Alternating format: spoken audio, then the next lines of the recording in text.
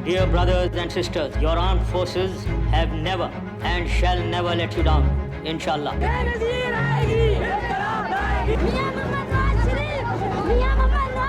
2023 کے آغاز سے پہلے پاکستان کی ساری تاریخ میں اگر آپ دیکھ لیں تو ہمیشہ سے پولیٹیکل کلٹ کی جو بات آج کل ہم لوگ کرتے ہیں کہ ایک ایسی اینٹی یا شخصیت جس پر نہ کوئی تنقید ہوگی، اگر وہ آپ کو اپریس بھی کرے تو تالیاں بجائی جائیں گی، ڈانس کیا جائے گا اس کے جواب میں، اور ساتھ ساتھ اس کے اوپر تنقید کرنے والے ہر انسان کو غدار ڈکلیئر کر دیا جائے گا، جھوٹا، چور، لفافہ اور ٹریٹر کہا جائے گا۔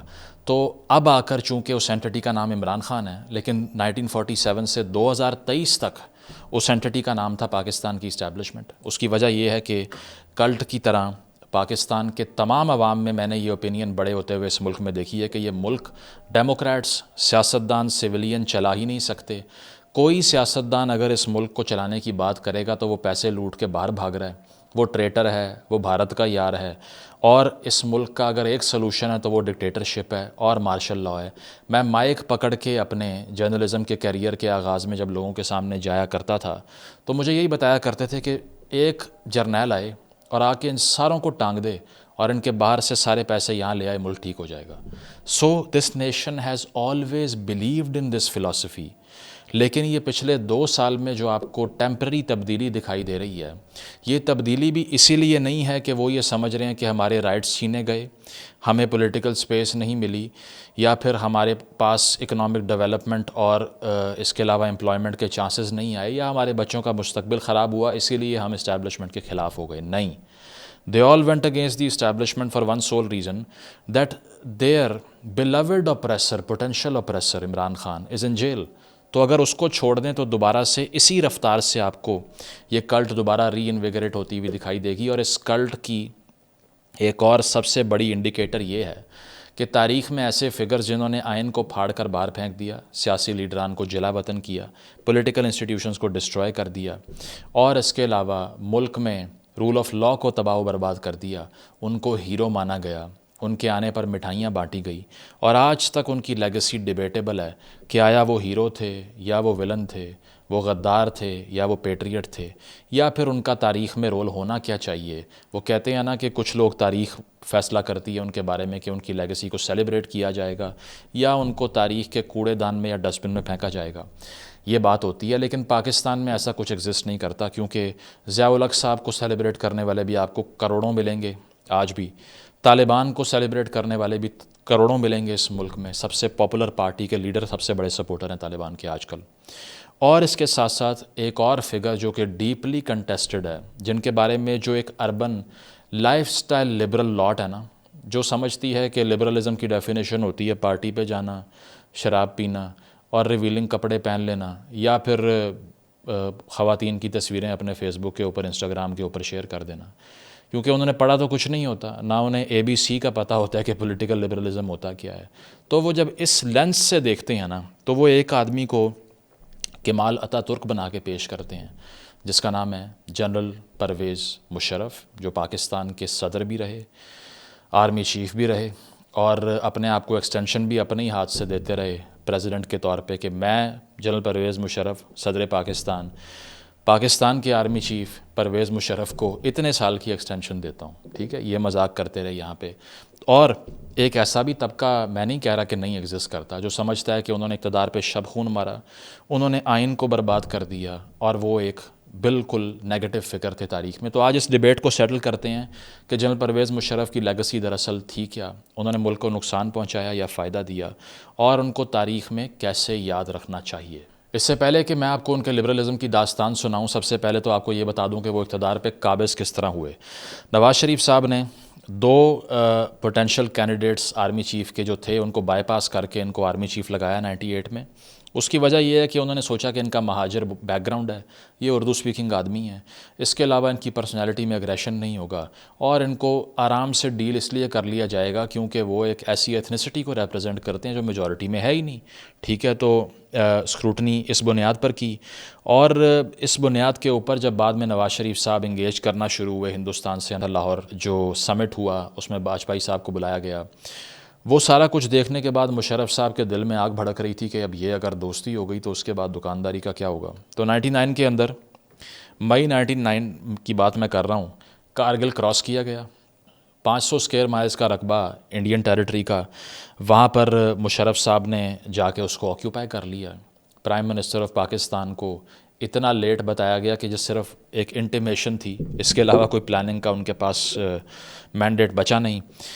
تو یہ سارا کچھ ہونے کے بعد ایک میسو امبیرسمنٹ ہوئی پاکستان کے لیے. پاکستان کو انٹرنیشنلی انگیج کرنا پڑا اس جنگ کو رکوانے کے لیے، اور اس کا کوئی رزلٹ نہیں نکلا. تمام پیس ٹاکس تباہ و برباد کر دیں تھینکس ٹو مشرف صاحب، کہ اتنی بڑی اپرچونٹی جو ہم نے ویڈیو میں ایکسپلین کی تھی، سنگل ہینڈڈلی اس کو اس انسان نے ڈسٹروائے کیا. اور اس سے جو رفٹ تھا نواز شریف صاحب ایز اے پرائم منسٹر اور مشرف صاحب آرمی چیف، بہت زیادہ بڑھ گیا. اور ہوتا اس طرح سے ہے کہ سری لنکا وہ ایک کانفرنس اٹینڈ کرنے کے لیے جاتے ہیں، مشرف صاحب کی بات کر رہا ہوں جو پاکستان کے آرمی چیف تھے اس پوائنٹ پہ. واپس آتے ہیں، کراچی لینڈ کرنا ہوتا ہے، PK 805 فلائٹ ہوتی ہے PIA کی. نواز شریف صاحب حکم دیتے ہیں کہ یہ جہاز یہاں لینڈ نہیں ہوگا، اور ساتھ ساتھ نواب شاہ کی ایئر اسٹرپ پہ بھی لینڈ نہیں ہوگا. تو وہ جہاز ہوا میں چکر کاٹتا رہتا ہے، اور کیونکہ گراؤنڈ کے اوپر نواز شریف صاحب اس کو کلیئرنس دینے نہیں دیتے، اسی وجہ سے وہ جہاز لینڈ نہیں کر پاتا. اور مشرف صاحب ہوا سے ہی اپنے دوستوں کو فون کر دیتے ہیں کہ اب بہت ہو گیا، اس کو نکال کے اب باہر پھینکنا، اس نے میرے ساتھ بدتمیزی کی ہے. ٹھیک ہے، تو ہوگا الیکٹڈ پرائم منسٹر جو بھی ہوگا، لیکن ہم اس کو برداشت نہیں کریں گے. اور مارشل لاء کی کال دے دی جاتی ہے. اور اس پر مشرف صاحب کا اپنا view point in the line of fire جو ان کی کتاب ہے اس میں کچھ اس طرح سے ہے. انہوں نے کہا seeking N army chief is one thing but high jacking his plane and sending it to India is, as I have said, diabolical. Amazingly, it had not been occurred to Nawaz Sharif that this coup against the army would also be a great victory for India. I am still flabbergasted that it did not cross his mind how repulsive and embarrassing it would be to deliver the chief of the Pakistan army, his army, into the enemy hands. انہوں نے کہا کہ چلو chief کو نکالنا تو اور بات ہے، لیکن نواز شریف صاحب یہ جرت کر رہے تھے کہ آرمی چیف کو ہوا کے اندر ہی طیارہ یہاں سے اس کو ڈائیورٹ کروا کے انڈیا لینڈ کروا دیا جائے اور اپنا سٹنگ آرمی چیف انڈیا کو ڈیلیور کر دیا جائے. تو یہ اس وقت کی فوج کے خلاف کو تھا، تو ہم نے کاؤنٹر کو کر دیا. یہ ان کا نیریٹو ہے.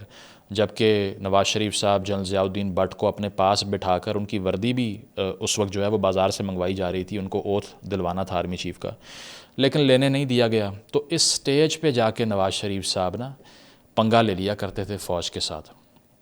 آج کل کے جو جین زی سگما ایڈٹس بناتے ہیں ان کو چونکہ پتہ نہیں ہے کہ یہ لڑائی جس کو آپ آج ٹیک اوور کر رہے ہیں یہ کتنی پرانی ہوتی چلی آ رہی ہے اور اس کا کیا رزلٹ نکلا ہے. ٹھیک ہے، اس کنفرنٹیشن سے کیا ملا ہے. تو اس کے بعد جہاز کی سیٹ سے ہتکڑی لگائی، نواز شریف صاحب کو کال کوٹڑی میں بند کیا، ملک سے باہر نکال دیا. اور وہ تو اگر انٹرنیشنل پارٹنرز یا سعودیز بیچ میں نہ پڑتے تو شاید بھٹو 2.0 کر دیتے، مشرف صاحب لٹکا ہی دیتے، پھانسی دے دیتے. تو خیر مقصد یہ نہیں ہے کہ آپ کو وہ ساری ڈیٹیل بتائی جائے، مقصد یہ ہے کہ مشرف صاحب کا ٹینیور کیسا تھا. آگے بڑھیں تو اس پر نواز شریف صاحب کا نیریٹو یہ تھا کہ جس طرح سے ٹرومن جو کہ امریکن پریزیڈنٹ تھے 1951 میں، انہوں نے جو جنرل مکارتھر کو سیک کیا تھا، میں نے بھی ویسے ہی کیا. یہ میری ڈسکریشن تھی، میں سویلین تھا، میں ان سے اوپر آتا ہوں، وہ مجھ سے اوپر نہیں آتے. لیکن 12 اکتوبر کا یہ مارشل لاء لگ گیا، پاکستان کے ایک اور تاریخ دور کا آغاز ہو گیا، اور لائف امپریزنمنٹ کی سزا ملی نواز شریف صاحب کو. پھر وہ جلا وطن ہو گئے.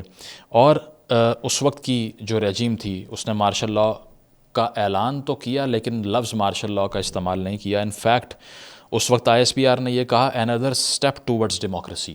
صحیح ہے. اور مشرف صاحب کے ساتھی احسان الحق، عزیز خان، محمود احمد، یہ تمام جرنیل تھے، انہوں نے ساتھ دیا ان کا. تو 4 سے 5 بندوں نے صرف کوآپریٹ کرنا ہوتا ہے، اور اس کے بعد میں اتنے بڑے لیول کا کو ہوا. آرٹیکل 184(3) کی پیٹیشن فائل کی گئی جس میں کو چیلنج کیا گیا. چیف جسٹس ارشاد حسن خان تھے اس وقت، انہوں نے کہا نہیں یہ بالکل لیگل تھا. پاکستان میں مارشل لاء کا نفاذ، جس کا نام مارشل لاء نہیں رکھا گیا، ایمرجنسی رکھا گیا، بالکل لیگل تھا. تو آج جن 26ویں ترمیم کے بعد ہم عدالت کی سینکٹیٹی ہرٹ ہونے پر سینہ پیٹتے اور آنسو بہاتے ہیں، یہ کرتی رہی ہے وہ پہلے، کہ کوئی مارشل لاء آئے گا تو اس کو ڈاکٹرن آف سٹیٹس نیسیسٹی، نظریہ ضرورت کے تحت اس پہ مہر لگانے والی پاکستان میں عدلیہ رہی، یہاں بھی لگائی گئی. ٹھیک ہے. اس کے بعد میں مشرف صاحب کو کورٹ کی طرف سے پرمیشن دی گئی کہ اگر آپ کا دل کرے نا کسی دن آپ سو کے اٹھیں اور آپ کا موڈ ہو کہ کانسٹیٹیوشن کو تبدیل کر دوں تو کر لیں بے شک، سانوں کوئی نہیں یہ مسئلہ، ٹھیک ہے. یہ بھی پرمیشن دی کورٹ نے، اور یہ بھی کہا کہ آپ کے پاس 3 سال کا ٹائم ہے اقتدار سویلینز کو دینے کا، اس سے پہلے آپ چل کریں، انجوائے کریں، ٹھیک ہے. تو اس طرح سے ان کو سٹیمپ کر دیا، ان کے اقتدار کو لیگلائز کر دیا. اور پہلے پریزیڈنٹ تھے رفیق تارڑ صاحب، لیکن 20 جون 2001 کو مشرف صاحب بذات خود پریزیڈنٹ بھی بن گئے. نیشنل ریکنسٹرکشن بیورو بنا لیا لوکل گورنمنٹس لانے کے لیے، تاکہ کیونکہ جب بھی پاکستان میں کوئی وردی والا صدر آتا ہے تو وہ ایم این اے اس کو بائی پاس کر کے ڈائریکٹلی لوکل باڈیز آپریٹ کرتا ہے. تو جو جمہوریت لوکل باڈیز پہ چلنی چاہیے وہ آئرونیکلی اس ملک میں ہمیشہ فوج لے کے آئی ہے، ٹھیک ہے. سیاستدان کیوں نہیں لاتا؟ کیونکہ سیاستدان نے ایم این ایز کو یا گلوبل ٹرمز میں ایم ایل ایز کو فنڈ دینے ہوتے ہیں. تو اگر وہ لوکل باڈیز کی سارا نظام لے کر آ گیا یا بلدیاتی نظام لے کر آ گیا تو پھر فنڈ کیسے جائے گا ایم این اے کی جیب میں؟ لیکن چونکہ آمر کو، ڈکٹیٹر کو ایم این اے اور لیجسلیٹر چاہیے نہیں ہوتا تو وہ ڈائریکٹلی آپریٹ کرتا ہے گلی محلے کے لیول پہ، ناظم، نائب ناظم، یونین کونسلر، اس لیول پہ. تو مشرف صاحب نے وہ سب کرنا شروع کر دیا. اس کے بعد میں آپ کو نیب جیسے ادارے بناتے ہوئے وہ دکھائی دیں گے، نیشنل اکاؤنٹیبلٹی بیورو، جس نے بعد میں جا کے سیاستدانوں کے خلاف وچ ہنٹ کیا.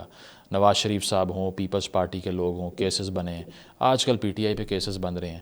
یہ وہی ادارہ تھا جو مشرف صاحب نے بنایا کرپشن پکڑنے کے لیے، کیونکہ ہر آمرانہ ٹیک اوور کے بعد پہلا پریٹیکسٹ یہ ہوتا ہے کہ یہ سارے کرپٹ تھے اس لیے میں نے ان کو نکال دیا، ٹھیک ہے. وہی پریٹیکسٹ جو کہ کل کو پی ٹی آئی نے استعمال کیا اور آج اسی کی مار کھا رہی ہے. اور اس کے بعد میں جناب لاٹری لگ جاتی ہے. ہوتا اس طرح سے ہے کہ ہمیشہ پاکستان نے رینٹیئر اکانومی کی طرح فنکشن کیا ہے، گیرزن اکانومی کی طرح فنکشن کیا ہے. اپنے اڈے، اپنے ریسورسز، اپنی ریسورس ساری، ہیومن ریسورس ساری کرائے پر دے کے پیسے کمائے ہیں. تو یہاں پر یہ ہوا کہ 9/11 ہو گیا، ٹھیک ہے، ورلڈ ٹریڈ سینٹر کے اوپر جو حملہ کیا گیا، اور اس کو دیکھتے ہوئے امریکہ کی طرف سے جو انفیمس وارننگ آئی پاکستان کو کہ either you are with us or against اس، کنوے کیا گیا پاکستان کو. اور یہ بھی بتایا گیا کہ بہت سے پاکستانی آفیشلز کو یہ کنوے کیا گیا کہ اس وقت ایک جوہری حملہ، ایک نیوکلیئر اٹیک پلان کیا جا رہا تھا افغانستان کے اوپر، اور کہا گیا کہ اگر پاکستان کوآپریٹ نہیں کرتا you are next in line. تو اس بنیاد کے اوپر ایک ڈیمانڈ لسٹ امریکہ نے رکھی جس کے تقریباً 6 ڈیمانڈز تھے. پہلا یہ کہ تمام بارڈر بند کرو اور اسامہ کو سپورٹ کرنا بند کرو. دوسرا یہ کہ بلینکٹ اوور فلائٹ اور لینڈنگ رائٹس دو ہمیں، کہ ہم نے کہیں بھی آپ کی ایئر اسپیس استعمال کرنی ہو ہمیں روک نہیں سکتے. تیسرا یہ کہ ٹیریٹوریل ایکسیس دی جائے ہمیں، یعنی کہ آپ کی جو ٹیریٹری ہے اس کا استعمال کی پرمیشن دی جائے ہمیں. چوتھا یہ کہ انٹیلیجنس شیئر کریں ہم سے طالبان کے بارے میں، القاعدہ کے بارے میں. پانچواں یہ کہ پبلکلی کنڈیم کریں القاعدہ کے اس انیشیٹو کو جو انہوں نے لیا. چھٹا یہ کہ تمام سپلائی طالبان کو بند کی جائے. انفیکٹ ایک اور بھی تھا کہ اسامہ کو ہینڈ اوور کیا جائے اور طالبان کا بوائیکاٹ کاٹ کیا جائے. امریکہ کو کیا معلوم تھا کہ کل کو وہ اسامہ یہیں سے نکل آئے گا، لیکن اس وقت یہ ساری ڈیمانڈ لسٹ سامنے رکھی گئی اور سب پہ آمین کہہ دیا مشرف صاحب نے. میں یہ نہیں کہہ رہا کہ you could have stood up against a wounded lion like state in that era کہ ایک اتنی بڑی ریاست کے اوپر اس طرح کا حملہ ہوا جو سپر پاور بھی ہے. لیکن there is a way to navigate through these pressures. یہی تو ڈپلومیسی کی آرٹ ہے کہ جب انٹرنیشنل پریشر آئے تو اس کے لیے اس ٹائمز میں اپنے لیے میکسیمم گین کیسے کرنا ہے. لیکن یہاں پر سب کچھ سرنڈر کر دیا گیا. جنرل عزیز اور اس طرح کے اور لوگوں کے انٹرویوز موجود ہیں کہ شمسی ایئر بیس ہو، تربیلا کی بیس ہو، امریکنز کے حوالے کر دی گئی. اور وہاں حشر یہ ہو گیا کہ پاکستان کی افواج کے لوگوں کی تلاشیاں امریکنز لے رہے تھے پاکستان کی سوئل کے اوپر کھڑے ہو کے. وزیرستان کے اندر آپ نے امریکن ٹروپس کو اسٹیشن کروا دیا، کیونکہ ہمیشہ سے جب بھی کوئی جنگ لگتی ہے تو اس کا جو ایک بریڈنگ گراؤنڈ ہوتا ہے وہ ہمیشہ ٹرائبل پختونخوا کے عوام بنتے ہیں، اور ان کی جانوں کے سودے کر کے اتنا بڑا نقصان پہنچایا جاتا ہے ہمیشہ سے. تو اس دور میں بھی یہی ہوا کہ وہاں پر امریکیوں کو ہم نے نافذ کر دیا، ٹھیک ہے، اور ان کو فرینڈز آف پاکستان ڈکلیئر کر دیا. اس کے بعد میں جو پولیٹیکل اینڈ کی ڈیولپمنٹس تھیں اگر اس کی بات کروں، legal frame work order Musharraf صاحب لے کے آتے ہیں 30 اپریل 2002 کو. ریفرینڈم کرواتے ہیں جس کا 97% رزلٹ آتا ہے ان کے حق میں. اب سارا فیک ریفرینڈم تھا. اس ریفرینڈم میں ایک آدمی ان کو سپورٹ کر رہا تھا. گیس کریں اس کا نام کیا ہے؟ اس کا نام تھا عمران خان. اور وہ یہ کہہ رہا تھا کہ میں اسی لیے مشرف کے ریفرینڈم کو سپورٹ کرتا ہوں تاکہ کرپٹ بے نظیر یا کرپٹ نواز شریف واپس نہ آ جائیں.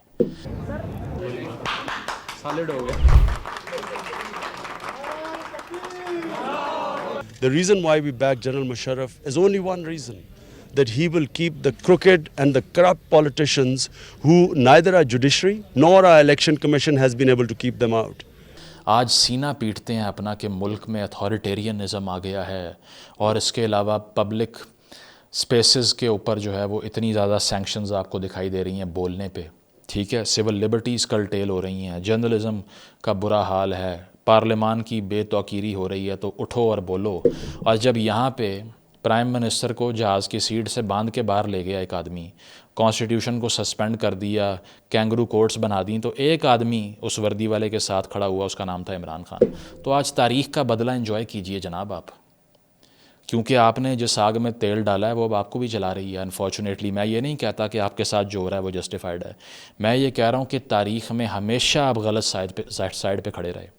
2006-07 کے بعد آپ اینٹی مشرف ہو گئے. اس کی وجہ یہ ہے کہ آپ نے اسیس کر لیا کہ اب پبلک سینٹیمنٹ تو اس کے خلاف ہے, تو میں کیوں ڈوبتی کشتی کا سہارا بنوں. ٹھیک ہے, تو اور اس وقت آپ کی اطلاع کے لیے عرض ہے, پرائم منسٹر کے کینڈیڈیٹ کے لیے مولانا فضل الرحمان کو سپورٹ کرنے والا آدمی بھی عمران خان تھا.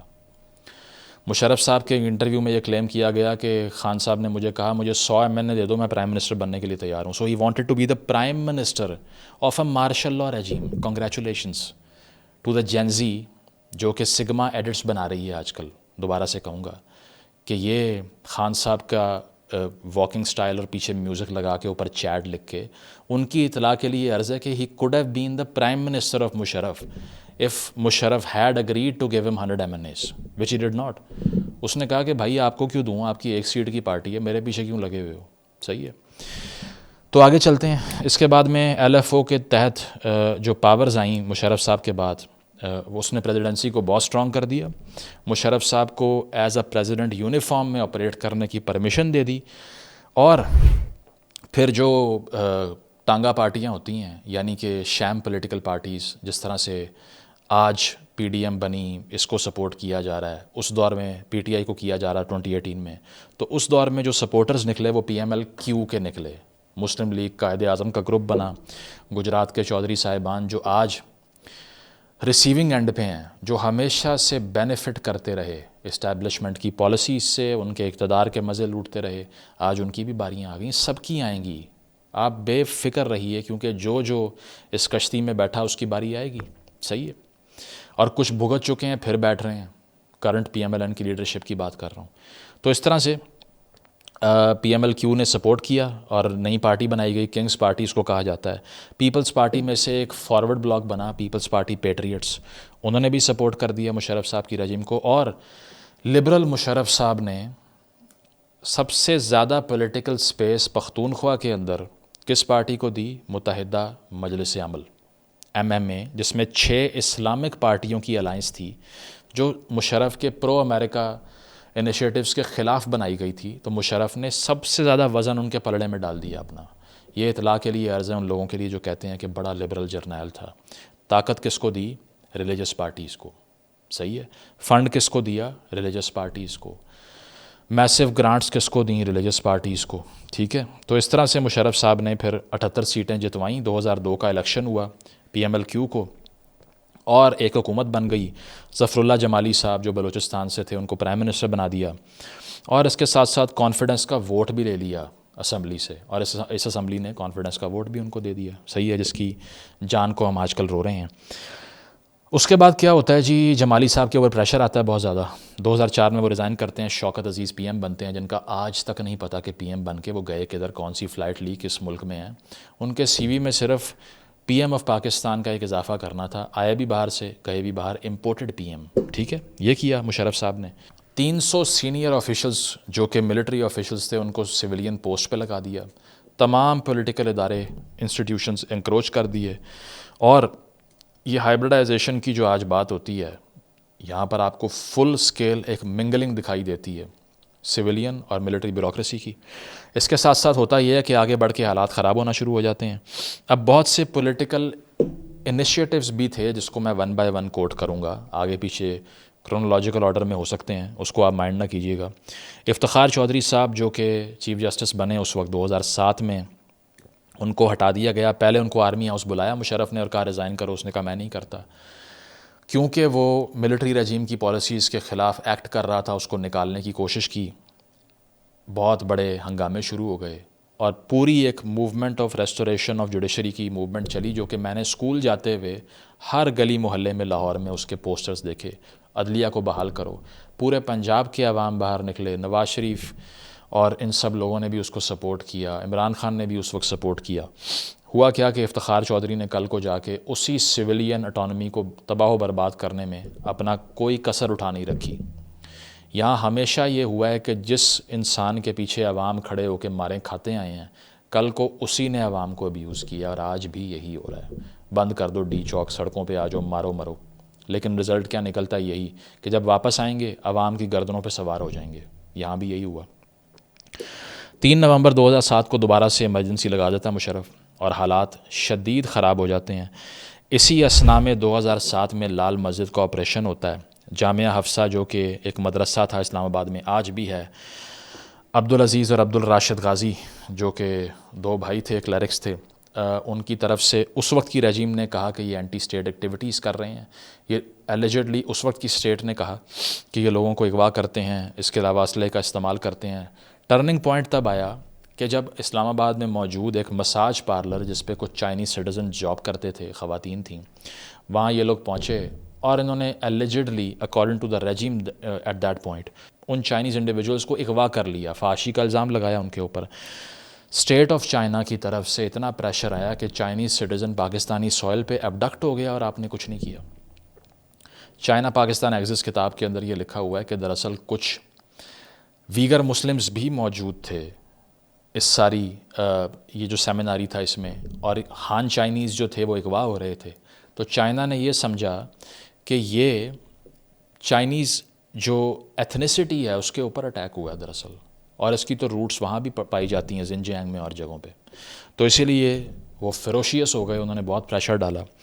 مشرف صاحب نے پہلے نیگوشیٹ کرنے کی کوشش کی 3 جولائی کو، اور اس کے بعد میں آلٹرکیشن ہوئی، لڑائی ہوئی، کچھ کراس فائر ہوا، اور اس میں فوج کے ایک سینئر افسر لیفٹیننٹ کرنل ہارون اسلام صاحب کی جان چلی گئی، جس کو ملٹری نے بہت پرسنل لیا۔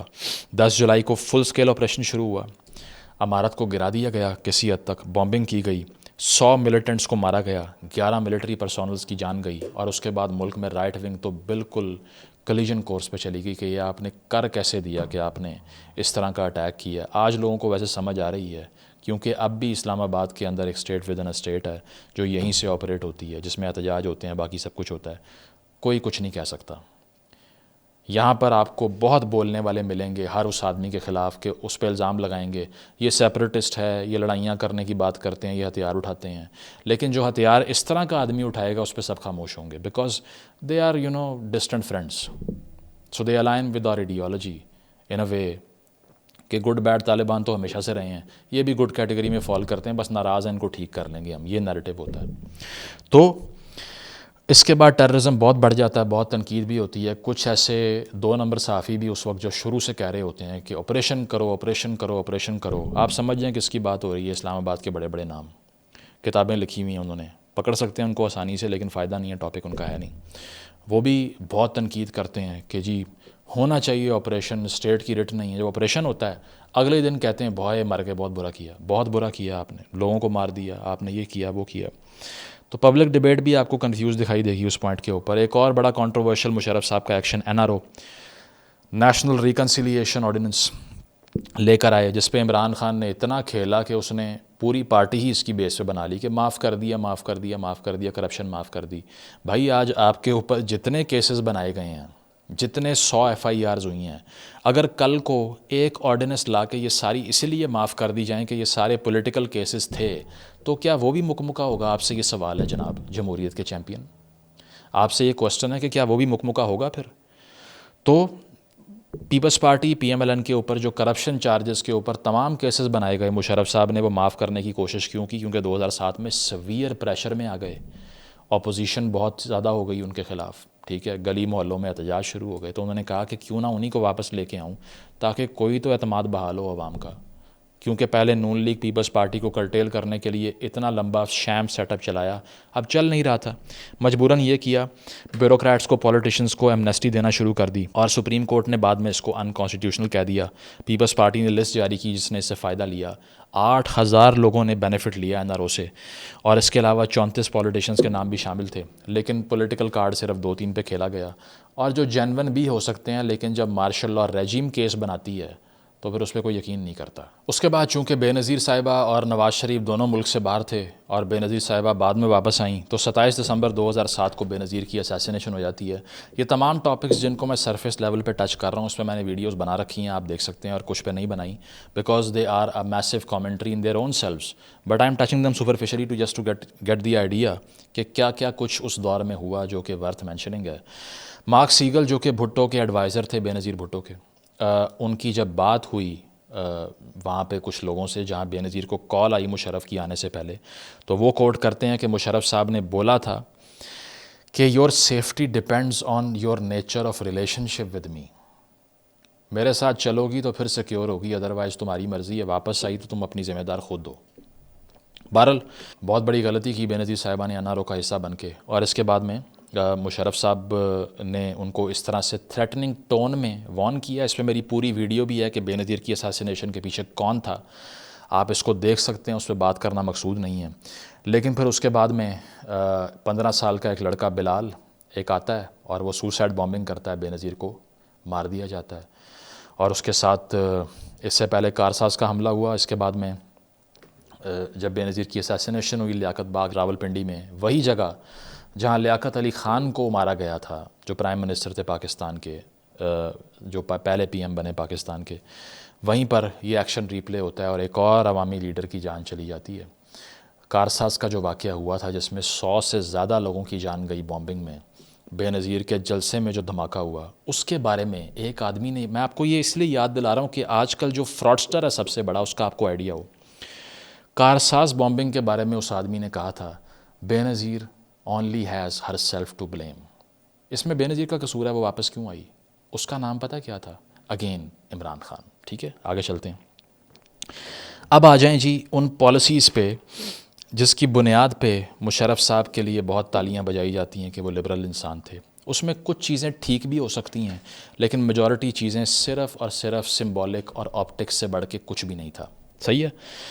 مشرف صاحب 2003 میں انلائٹنڈ ماڈریشن کا ذکر کرتے ہیں اس پالیسی کا، یعنی کہ اب ملک میں اعتدال پسندی لے کے آئی جائے گی، ایکسٹریمزم کو کرٹیل کیا جائے گا، ملا جو ملا کی ایک سوچ تھی اس سے نکالا جائے گا پاکستان کو، اور یہ ٹرم وہ 58 session of the general assembly میں یوز کرتے ہیں UN میں، اور وہ کہتے ہیں کہ کلیش آف سویلائزیشن، جو کہ سیموئل پی ہنٹنگٹن کا تھیسس بھی ہے، IR میں بہت کوٹ ہوتا ہے، کتاب بھی ہے، وہ کہتے ہیں کہ چونکہ اسلامک ورلڈ کا کلیش آ گیا ہے ویسٹرن ورلڈ سے، تو اسی لیے ہمیں ماڈریٹ اسلام کی طرف اب جانا ہے۔ تو وہ یہ کیچ فریز یوز کرتے ہیں اور اس کے بعد میں سرٹن پالیسی فریم ورکس لے کے آتے ہیں جس میں وہ ایجوکیشنل ریفارمز کرتے ہیں۔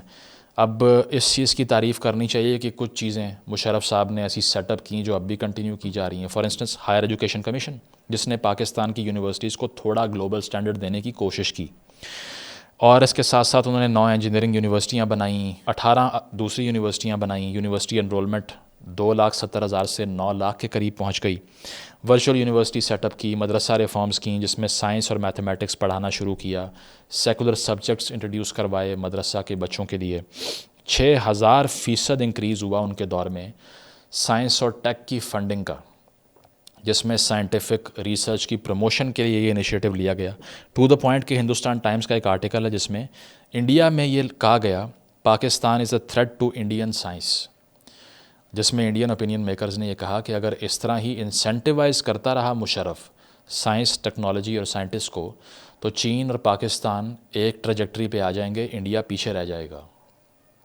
انفارچونیٹ چیز یہ ہے کہ کسی سیاستدانی جرنیل نے یہ کام کیا، سیاستدانوں کے لیے شرم کی بات ہے۔ ٹھیک ہے، اس کے بعد لٹریسی ریٹ 42% تھا 1999 میں، جس کو وہ 54% پہ لے کے آئے بائی 2007۔ وومن امپاورمنٹ کی جہاں تک بات ہے تو اس پہ اگر میں آ جاؤں تو اس میں کہا جاتا ہے کہ ریزرو سیٹیں مشرف صاحب نے بڑھائیں خواتین کے لیے، بیوروکریسی میں ان کو آنے کے لیے وے پیو کیا، اور اس کے ساتھ ساتھ 60 ریزرو سیٹیں کر دیں۔ کرمنل لا امینڈمنٹ ایکٹ لے کر آئے جس کے تحت آنر کلنگ کو انہوں نے ڈسکریج کیا 2004 میں، پروٹیکشن آف وومن ایکٹ لے کے آئے 2006 میں، اور حدود آرڈیننس جو تھا جس کا مطلب یہ تھا کہ اگر کسی کے ساتھ جنسی زیادتی کسی خاتون کے ساتھ ہوئی ہے اور 4 گواہ وہ نہیں پیش کر پائی تو اس کے اوپر ہی پرچہ ہو جائے گا الٹا، that she was a party to this act. اس کو مشرف صاحب نے ریپیل کروایا اور اس شرط کو ختم کیا۔ اس کے علاوہ نیشنل کمیشن آف وومن کا اعلان کیا وومنس ڈے کے اوپر، اور فیمیل پارٹیسپیشن کو بڑھایا پالیٹکس میں، گورننس میں۔ لیکن اس کا یہ مطلب نہیں ہے کہ یہ تمام ریفارمز انسٹیٹیوشنل ریفارمز بھی تھیں، جو جوڈیشل اور جسٹس لیول کے اوپر، انسٹیٹیوشنل لیول کے اوپر مسوجنی اور ہیٹریڈ فار وومن اور وائلنس اگینسٹ وومن تھا، اس کو وہ بالکل کچھ نہیں کر پائے ختم کرنے کے لیے۔ انفیکٹ آن ریکارڈ ان کی ایسی سٹیٹمنٹس موجود ہیں جن کو سن کے انسان کو اتنا غصہ آتا ہے کہ کیسے یہ ہیڈ آف اسٹیٹ کہہ سکتا ہے۔ فار انسٹنس مختارہ مائی نامی خاتون، جس کا ایک پنچایت نے بیٹھ کے فیصلہ کیا کہ ایک چند اشخاص کی، چند مردوں کی غلطی کی وجہ سے بدلہ یہ ہونا چاہیے کہ اب اس کا اجتماعی زیادتی کا اس کو نشانہ بناؤ، ٹھیک ہے، اس کے ساتھ یہ ہوا۔ اور اس پہ کامنٹ کرتے ہوئے مشرف صاحب نے یہ کہا کہ if you want to be a millionaire اور you want a visa of Canada, کہ اگر آپ نے امیر ہونا ہے، کینیڈا کا ویزا لینا ہے، تو آج کل نیا ٹرینڈ آ گیا ہے کہ اپنا ریپ کروا لو۔ اتنی گھٹیا سٹیٹمنٹ دی جس کی کینیڈا کے پی ایم نے، اس وقت کی یو این نے شدید مذمت کی۔ اس کے علاوہ ڈاکٹر شازیہ خالد کا جو کیس تھا جن کے ساتھ زیادتی کی گئی ایک افسر کی طرف سے اس دور میں، اس کو مشرف صاحب نے چھپایا۔ اور ہمیشہ سے آپ کو نظر آئے گا کہ وہی فنڈامنٹلسٹ جن کو وہ مین سٹریم میں بڑا کنڈیم کرتے دکھائی دے رہے ہوتے تھے، انہی کے ہاتھ مضبوط کیے۔ تو یہ ساری خواتین کے حوالے سے جو پالیسیز تھیں یہ صرف سرفیس پہ تھیں، اور اس کے علاوہ کچھ بھی نہیں تھا اس میں۔ مجھے یاد ہے مختارہ مائی صاحبہ نے یہ بیان دیا تھا جب مشرف صاحب ملک سے بھاگ کے دبئی بیٹھ گئے تھے کہ مشرف تم نے یہ کہا تھا کہ میں نے اپنے ساتھ زیادتی اس لیے کروائی کہ مجھے کینیڈا کا ویزا چاہیے تھا، آج میں پاکستان میں ہوں، تم یہاں موجود نہیں ہو۔ یہ بدلا تھا تاریخ کا، ٹھیک ہے۔ اس کے علاوہ الیکٹرانک میڈیا انہوں نے الاؤ کر دیا جس سے پرائیویٹ چینلز بنے بہت زیادہ ملک کے اندر، ٹھیک ہے۔ پیمرا سیٹ اپ کی جو کہ ریگولیٹری اتھارٹی ہے۔ پروموشن آف بسنت بہت کی انہوں نے کہ بسنت منانے کے لیے وہ پبلک میں آپ کو ڈانس کرتے ہوئے بھی دکھائی دیں گے، ٹھیک ہے۔ کسی نہ کسی حد تک ڈیکلن واش نے 9 لائز آف پاکستان میں لکھا ہے کہ ان کی فیوریٹ لیکر کون سی تھی، ٹھیک ہے۔ تو لائف سٹائل لبرلزم بھی وہ فلانٹ کیا کرتے تھے، سیکولر ہیریٹیج کی پروموشن کی بات کرتے تھے، میوزک فیسٹیولز کروایا کرتے تھے، اور اس کے علاوہ 2002 میں نیشنل ایکشن پلان بھی وہ لے کر آئے تھے اس دور کا، جس سے ٹیررزم کو ختم کرنے کی بات ہو رہی تھی۔ لیکن انہوں نے پختونخوا کو، بلوچستان کو اسی ریلیجس فنڈامنٹلزم کے ہاتھوں میں پکڑا دیا جس نے یہ سارا کچھ آج اس ملک میں کرنا شروع کیا ہوا ہے۔ ہمیشہ سے یہ دوہرا معیار آپ کو دکھائی دے گا کہ ایک طرف انلائٹن ماڈریشن کی بات ہو رہی ہے اور ایک طرف پختونخوا کے، بلوچستان کے عوام کو ایکسٹریمسٹ لوگوں کے ہاتھوں میں دیا جا رہا ہے، کیونکہ برابری کی سطح پہ ان کو اپنا بچہ سمجھا نہیں جاتا۔ اسی وجہ سے مشرف صاحب نے بھی یہ کیا، ساتھ ساتھ پھر بگٹی صاحب کو 2006 میں انہوں نے جا کے آپریشن کر کے مار دیا۔ حالانکہ بگٹی صاحب کوئی ایسے فگر نہیں تھے جو پہلے روز سے سیویئرلی اینٹی اسٹیبلشمنٹ ہوں، لیکن ریسورس شیئرنگ کے اوپر پھڈا ڈالا، اتنا ایسکلیٹ کر گیا کہ ہیلی کاپٹروں سے، جہازوں سے جا کے بامبنگ کروا دی، بلوچستان کے سیپریٹزم کو مزید انسٹیگیٹ کر دیا، ٹھیک ہے۔ ایم کیو ایم کو سپورٹ کیا کراچی کے اندر، میس وائلنس کی ایک بہت بڑی ویو جس میں کراچی والوں کے ہزاروں بچوں کی جان گئی، اس پہ مہر لگائی مشرف صاحب نے، ٹھیک ہے۔ ایتھنیسٹی کی بیس کے اوپر صرف پالیٹکس کرنے کی کوشش کی۔ پھر ان کی دور میں اکانومی کا بڑا آرگیومنٹ ہوتا ہے کہ غربت ختم ہو گئی، امیر ہو گئے، لیکن ہمیشہ سے لوگ یہ نہیں سمجھتے کہ باہر سے جو پیسہ آتا ہے وہ صرف آرٹیفیشل ڈیولپمنٹ ہوتی ہے۔ کیا مشرف صاحب کوئی ایسا ادارہ چھوڑ کر گئے جو 2008 کے بعد فنکشنل تھا؟ لوڈ شیڈنگ کا یہاں مسئلہ تھا، ٹیررزم کا یہاں انبار تھا، گلی محلوں میں دھماکے ہو رہے تھے، اور اس سے آپ کو دکھائی دیتا ہے کہ یہ سارا کچھ صرف کاسمیٹک ٹرمز میں کیا جاتا ہے۔ باہر سے پیسہ آیا، سپرفیشلی وہ ڈسٹریبیوٹ کیا، کچھ اس کو دے دیا، اس کو دے دیا، اکانومی میں ایک میسو بوم دکھا دیا۔ جس طرح سے کہا جاتا ہے کہ فارن ڈائریکٹ انویسٹمنٹ 5.6 بلین پہ چلی گئی 2007 میں، 2020 ملین تھی 2000 میں، اتنی بڑھ گئی۔ لیکن اس کے بدلے میں لیا کیا آپ نے؟ ڈرون اٹیکس، اپنے شہریوں کو مارنا، 4000 پاکستانیوں کو امریکہ کے حوالے کرنا، بیسز ان کو دے دینا، ریڈیکلزم پھیلا دینا، وائلنٹ ایکسٹریمزم کی پروموشن پختونخوا کے اندر کروانا، یہ سارا کچھ اس کی کاسٹ تھی جو آپ کو ملا۔ اسی لیے کچھ کنٹینیو ہو نہیں پایا. تو ان دی اینڈ میں یہ بات کروں گا, was he a liberal general, was he a liberal leader? My answer is absolutely not, no. اس کی وجہ یہ ہے کہ لبرلزم کا سب سے بڑا شاخسانہ انڈیویجول فریڈم ہے. That's where liberalism is different from collectivism, ideologies like socialism, Marxism, whatever, because اس کے اندر اکائی جو ہے ایک ریاست کی, ایک معاشرے کی, وہ فردی اور شخصی اور انفرادی آزادی ہوتی ہے. جبکہ مشرف صاحب نے جب مارشل لا ہی لگا دیا, سول لبرٹیز کو کرٹیل کیا, جعلی سیاستدانوں کو ریز کیا, پولیٹیکل انسٹیٹیوشنز کو ڈسٹرائے کر دیا, پی سی او کے تحت ججز سے حلف لیے, ٹھیک ہے, یعنی کہ نئے اوتھ لے لیے ججز سے کہ آپ نے ہم سے لائلٹی دکھانی ہے اور پھر آپ جو مرضی کریں. تو آپ کو یہ دکھائی دے گا کہ ایک ایسا آدمی جو کہ اتھارٹیرینزم کو ایک ملک میں رائج کرتا ہے وہ لبرل کیسے ہو سکتا ہے بھائی؟ لبرلزم کا مطلب پتنگ اڑانا یا شراب پینا یا پبلک میں ڈانس کرنا تو نہیں ہے, یا 2-4 اسٹیٹمنٹس دے دینا یا ایک آدھا بل پاس کروا دینا, یہ تو نہیں ہے.